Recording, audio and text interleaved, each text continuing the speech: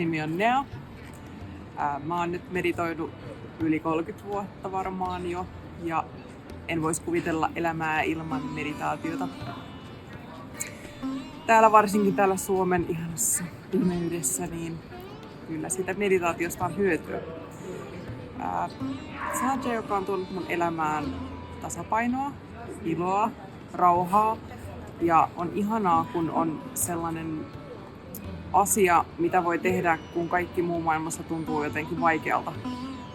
Niin meditaatio kyllä auttaa tilanteessa kuin tilanteessa.